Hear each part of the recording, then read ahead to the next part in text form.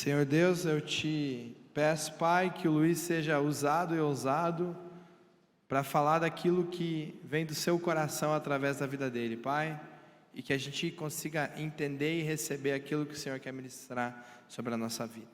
Amém.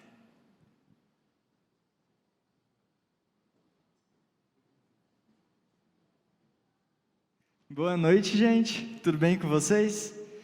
Para quem não me conhece, eu sou o Luiz. Para quem já me conhece, eu continuo sendo o Luiz. E eu queria continuar o que a Vitória pregou aqui em cima.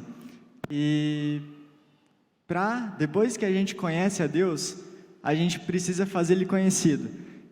Pode soltar a imagem no telão para mim, por favor? Essa aí. Então, ontem eu fui no Pinterest e peguei várias imagens de pessoas que estão pregando o Evangelho. E eu achei muito legal essa foto aí, principalmente daquela que diz que Jesus está vivão. E você só pode falar de alguém se você conhece esse alguém. Eu vou pegar o exemplo do Neymar. Você pode saber quem ele é, você pode saber em qual time ele joga, você pode saber quantos gols ele fez, mas você só pode chamar ele de amigo e que você conhece ele, que você tem autoridade de falar sobre ele, se você passa tempo com ele.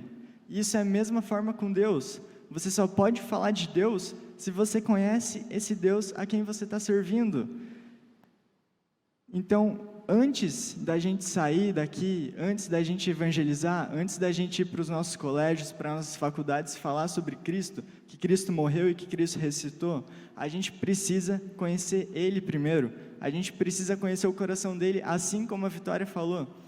E também a gente precisa saber quem a gente é nele. A gente precisa saber a nossa identidade. A gente precisa saber que a gente é filho. A gente precisa saber onde que a gente está pisando. O que a gente pode fazer, o que a gente não pode fazer, para manifestar o caráter dele aqui nessa terra, para a gente representar ele aqui nessa terra. Porque ser cristão é ser embaixador de Cristo. Uma embaixada é um pequeno lugar do país em outro território. Então, quando a gente tem uma embaixada americana aqui no Brasil, a gente tem um pedaço dos Estados Unidos aqui no nosso país. E é isso que é ser cristão. É ser embaixador de Cristo e é manifestar a cultura e o reino dele aqui nessa terra. E a gente só pode fazer isso se a gente sabe quem a gente é nele e se a gente conhece ele de fato. Então, um versículo de base, pode passar aí para mim, por favor? Que a gente vai que a gente vai usar nessa palavra, é Romanos 10, 13 ao 15. Nossa, está pequeno lá, vou ler aqui. Porque todo aquele que invocar o nome do Senhor será salvo. Como, pois, invocarão aquele em que não creram? E como crerão naquele de quem não ouviram falar? E como ouvirão se não houver quem pregue? E como pregarão se não forem enviados? Como está escrito, como são belos os pés daqueles que anunciam as boas novas. Isso aqui que Paulo está falando, eu vou trabalhar nessa palavra. Paulo está falando o seguinte, está jogando no inverso. Então, a gente precisa ser primeiro enviado para pregar. E as pessoas vão ouvir, essas pessoas vão crer. E crendo, elas poderão invocar o nome do Senhor. E dessa forma que elas serão salvas. E elas só vão ser salvas se a gente pregar o Evangelho. Só que tem um ponto que a gente não está pregando o Evangelho de fato, como é para ser pregado. Então, quando Jesus veio aqui para essa terra, quando ele morreu e quando ele ressuscitou, os discípulos que andavam com ele, os discípulos que andaram 3 anos com esse cara, os discípulos viram as obras de Jesus, viram os milagres, viram as maravilhas que ele fez aqui na terra, viu ele andando sobre as águas, viu um monte de coisa louca que eles nem podiam imaginar. Viram esse cara morrer, eles viram ele sendo crucificado, inclusive eles fugiram, apenas um ficou até a cruz, seguindo o mestre, e depois que eles viram esse cara vivo, viram esse cara morto, e depois eles falaram com a autoridade que esse cara tinha ressuscitado. Não tem como essa história ter chegado até nós se não for real. Porque imagina comigo, Jesus era um cara que não era conhecido até os 30 anos de idade. Era um cara que morava em uma vila pequena, que ele não andou mais de 1000 quilômetros de onde ele nasceu, ele não escreveu livro, não teve uma moradia fixa e teve poucos amigos. Ele não deixou nada escrito e quando ele tinha 33 anos, a onda da opinião pública virou contra ele e ele foi crucificado e morto em um lugar de outro. E depois que os discípulos fugiram, porque Jesus foi perseguido ali e os discípulos fugiram. Depois que eles fugiram, 3 dias depois, eles viram esse cara ressuscitar e eles pregaram a vida dele sobre um cara que havia ressuscitado. Essa história não tinha como chegar até a gente se ela não for verdadeira. É impossível a ressurreição ter sido fraudada por diversos fatores, que eu não vou abordar aqui, mas há como defender a ressurreição de Cristo por fatores históricos e lógicos. Então, quando Jesus ressuscitou, o último dia que ele esteve aqui na terra, ele falou para vocês fazerem discípulos. Então, quando você chegar até o céu, que eu espero que você chegue, ele vai fazer uma pergunta para você: quantos discípulos você formou? Ele não vai pregar, ele não vai te perguntar quantas horas você leu a Bíblia ou quanto você falou com Deus. Ele não vai te perguntar quantos amigos você fez. Ele vai te perguntar quantos discípulos meus você formou. E eu não sei vocês, mas eu quero chegar para ele e falar: Jesus, eu formei tantas pessoas, eu fiz tantos discípulos de Cristo, eu fiz tantas pessoas iguais a você lá na terra. E é isso que ele vai ficar orgulhoso. Teve uns dias para trás que eu estava vendo um estudo sobre o sistema de discipulado de Jesus. E eu não achei esse estudo, eu queria achar, mas suponhamos, e prestem muita atenção, porque é até difícil de falar, mas suponhamos que você faça 3 discípulos de Jesus, contando o Evangelho, ministrando, ensinando sobre a Bíblia, falando o que é certo, o que é errado, como agir. Você faça isso com 3 pessoas em 5 meses. Em 5 meses você vai ter 3 discípulos seus, assim como Cristo foi, com o caráter, enfim, tudo de Cristo. E você falar para essas 3 pessoas formarem mais 3 discípulos em 5 meses. Em 1 ano, a gente vai ter 9 discípulos formados. 12. Os 3 que você formou, mais 9 que esses 3 formaram, porque cada um vai formar 3.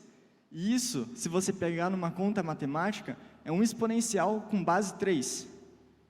Em 2 anos e meio, 5 meses, fazendo 3 discípulos por 5 meses, em 2 anos e meio a gente vai ter 730 discípulos. Em 2 anos e meio. E com o tempo, isso só vai dobrar. Em 5 anos, a gente teria 530 mil discípulos de Cristo. E passando o tempo, em 8 anos, a gente teria 1.162.000 milhões de discípulos de Cristo. Isso em 8 anos. Se a gente passar mais algumas vezes, bate o total de população aqui da Terra. Então tem algo que está errado, porque já se passaram 2000 anos que Cristo veio e a Terra ainda não é discípulo de Cristo. Então tem algo muito errado aqui, porque ou a gente não está pregando o Evangelho, e é isso. Então, e esses discípulos de Cristo precisam ter uma característica, principal, que tudo nesse mundo é considerado perda por amor a Cristo. Tem um versículo que está em Filipenses 3,7, que Paulo disse que eu considerei tudo como lixo por amor a Cristo. Eu considerei todo o meu cargo de sinédrio, porque Paulo era um sacerdote de alto escalão. Eu considerei isso como lixo por amor a Cristo. Então, esses discípulos de Cristo precisam ter essa marca, que consideram tudo nesse mundo como perda. E sabe o que é realmente considerar tudo nesse mundo como perda? É entender que essa folha de papel tem o mesmo valor que uma Ferrari. É entender que essa folha de papel tem o mesmo valor da melhor profissão que esse mundo pode te proporcionar. tudo perda é entender que, de fato, nada nesse mundo pode preencher o que Cristo preenche no seu coração. É entender que isso aqui tem valor zero e qualquer outra coisa nesse mundo também tem, porque Cristo é a recompensa máxima. E sabe qual que é o problema? Que a gente não reconhece Cristo e a eternidade como recompensa máxima, porque se a gente entendesse que a eternidade é o nosso maior prêmio, a gente estaria fazendo outras pessoas chegarem até Cristo. Mas esse que é o problema, que a gente não conhece a eternidade como prêmio alto. E se a gente não conhece a eternidade como prêmio alto, tudo o que vocês fizerem nesse mundo não vale nada. É entender que nada que você pode colocar no seu bolso vale zero, porque a eternidade é o prêmio alto. E se a gente entende isso, a gente, cara, fica louco por almas. A gente fica fascinado em ver pessoas serem alcançadas por Cristo. E esse é o objetivo, fazer essas pessoas chegar até Deus. Assim como Moisés levou um povo do Egito até a terra prometida, a gente precisa fazer essas pessoas chegarem até Deus. E isso não vai ser trancado dentro de 4 paredes. Você acha justo o corpo de bombeiros ficar trancado no quartel enquanto a cidade está pegando fogo?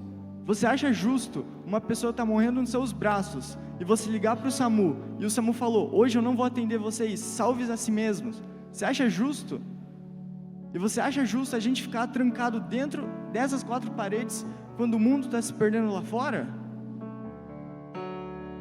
Você acha justo? Você acha que Jesus olharia para isso e falasse: nossa, era isso que eu esperava? Tem 2000 anos de evangelho e a gente está fazendo pouca coisa com isso. Se a gente não está pregando, então Cristo morreu em vão. E a partir desse momento que a gente entende a eternidade como um prêmio alto, como a maior recompensa que a gente pode ter aqui nessa vida, a gente entende um dos versículos mais pesados da Bíblia: de que vale o homem ganhar o mundo inteiro e perder a sua alma, ou que vale o homem dar em troca da sua alma. Esse é um dos versículos mais pesados da Bíblia, se a gente entende a eternidade como a maior recompensa que a gente pode ter. Então, todas as pessoas, a maioria delas, estão indo para o inferno nesse momento. Tem pessoas agora que estão morrendo sem conhecer a Cristo, estão indo para o inferno, e elas vão ficar eternamente lá. E será que isso não machuca o seu coração? Porque eu tenho certeza que o de Deus machuca, porque o desejo de Deus é que todos sejam salvos, mas nem todos serão. Então, provavelmente, a sua sala de aula também está sendo perdida, no seu colégio e na sua faculdade. Talvez você seja o único cristão, talvez você seja um cristão que não está firme, mas você se diz ser cristão. E provavelmente toda a sua sala de aula está caminhando devagar para o inferno, porque você não se posiciona, porque você não toma vergonha na cara e prega que Cristo morreu e que Cristo ressuscitou. Os seus amigos sabem quem foi Jesus, eles sabem falar quem foi Jesus, eles sabem falar o que Ele fez, porque a maioria deles fez catequese, e glória a Deus por isso, porque eles pelo menos sabem alguma coisa, mas eles não conhecem de fato a Cristo, como a Vitória disse. Eles não conhecem de fato a Deus como Senhor e Salvador. Então eu vejo algumas pessoas que não pregam o Evangelho na sua sala de aula. Não é que você vai ter uma oportunidade, uma aula de ir lá na frente e declarar para os seus amigos como se fosse um púlpito. Você tem a chance de ser enviado dia após dia aos seus amigos, e você faz pouca coisa com essa oportunidade. E eu falo isso para mim, porque durante os meus anos de estudante, eu poderia ter feito mais, e eu ainda vou fazer. Então, cara, o Evangelho precisa ser pregado. A gente precisa falar mais sobre Cristo. A gente realmente está longe de amar pessoas. Porque se a gente amasse os nossos amigos, se a gente de fato amasse de verdade os nossos amigos, a gente daria a nossa vida para falar sobre o amor de Cristo e para falar como ele pode ser salvo. Só que tem um detalhe: a gente não está amando os nossos amigos como a gente realmente deveria amar. Esse é o problema, mais um, que a gente não ama e que a gente não reconhece a eternidade como prêmio alto. E para finalizar, tem mais um versículo do slide, que está em Apocalipse. Tem um trecho, um recorte final da história, que está em Apocalipse, que diz: e eles cantavam um cântico novo: tu és digno de receber o livro e de abrir os selos, pois foste morto e com teu sangue compraste para Deus gente de toda tribo, língua, povo e nação. Tem esse recorte no livro de Apocalipse que diz que Jesus é digno de abrir o livro selado, porque ele morreu e ressuscitou. E ele comprou com o próprio sangue povos, tribos, línguas de todos os lugares. No próximo versículo, ainda em Apocalipse, é Apocalipse 7, 9 ao 12. João está vendo o seguinte: depois disso olhei e diante de mim estava uma grande multidão que ninguém podia contar, de todas as nações, tribos, povos e línguas, em pé diante do trono do Cordeiro, com vestes brancas e segurando palmas, e clamavam em alta voz: a salvação pertence ao nosso Deus, que se assenta no trono, e ao Cordeiro. Todos os anjos estavam em pé ao redor do trono, dos anciões e dos 4 seres viventes.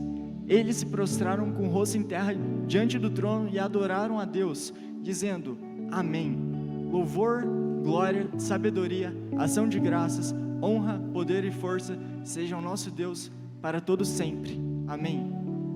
O que une todos os povos, todas as línguas, todas as nações, de todos os lugares, nesse recorte de Apocalipse, não são relacionamentos, não são redes sociais.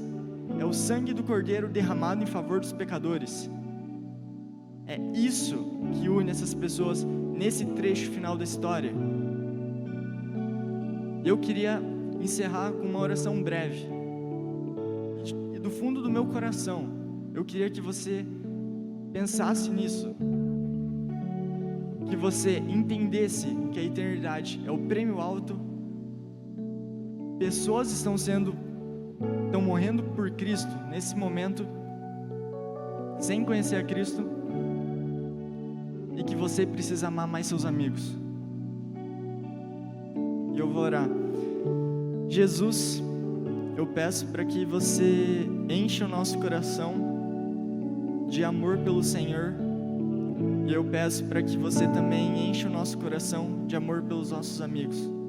Eu oro para que a gente tenha uma urgência em levar a palavra e salvar os nossos amigos, as nossas famílias, os nossos parentes do fogo eterno. Eu oro para que, Jesus, você esteja com a gente enquanto a gente for enviado todos os dias aos nossos amigos. Eu oro para que, assim como a sua palavra permanece no coração de nós, eu oro para que a sua palavra também permaneça no coração deles. Em nome de Jesus. Amém.